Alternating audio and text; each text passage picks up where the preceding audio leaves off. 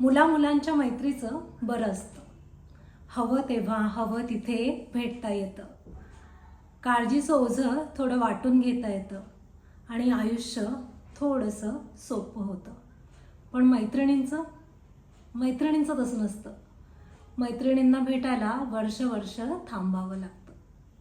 नमस्कार, मी अश्विनी आणि आज मी ज्या ओळी लिहिल्या आहेत त्या आहेत मैत्रीबद्दल.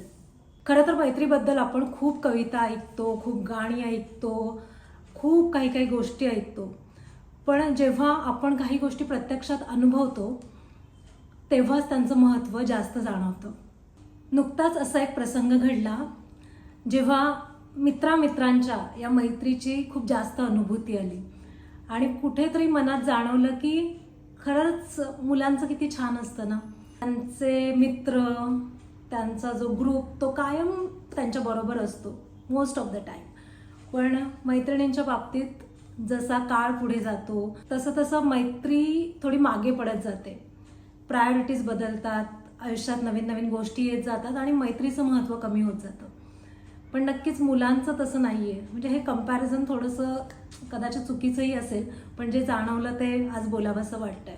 जेव्हा आजूबाजूला असे मित्रांचे ग्रुप मी बघते किंवा एकमेकांच्या मदतीला काळ वेळ न बघता धावून जाणारे मित्र बघते, तेव्हा थोडासा का होईना त्यांचा हेवा वाटतोच आणि कुठेतरी एक खंत वाटते मनात की कदाचित आपल्या बाबतीत ते शक्य नाहीये, मैत्रिणींच्या बाबतीत कदाचित ते शक्य नाहीये.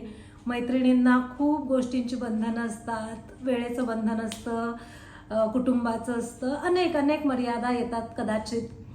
आणि त्यामुळे त्या मैत्रीबद्दल आणि ह्या स्पेशली त्या मित्रांच्या मैत्रीबद्दल मला जे वाटलं आणि मला असं वाटतं की माझ्या बाबतीत पण असावी ना अशी मैत्री. नक्कीच. तर त्याविषयीच्या काही ओळी मी लिहिल्या आहेत, त्या आज तुम्हाला मी ऐकवते.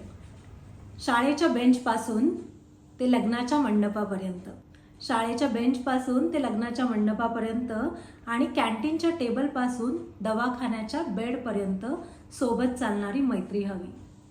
हसण्याच्या कारणांपासून डोळ्यातल्या पाण्यापर्यंत, हसण्याच्या कारणांपासून डोळ्यातल्या पाण्यापर्यंत, यशाच्या टाळ्यांपासून अपयशाच्या शांततेपर्यंत हात न सोडणारी मैत्री हवी. अंधार वाढला, पावलं अडखळली, सगळी आशा जरी संपून गेली, अंधार वाढला, पावलं अडखळली, सगळी आशा जरी संपून गेली, तेव्हा माझ्या आधी माझ्यावर विश्वास ठेवणारी मैत्री हवी.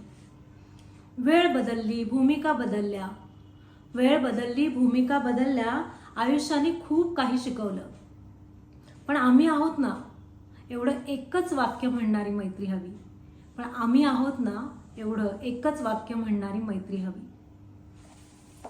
धन्यवाद.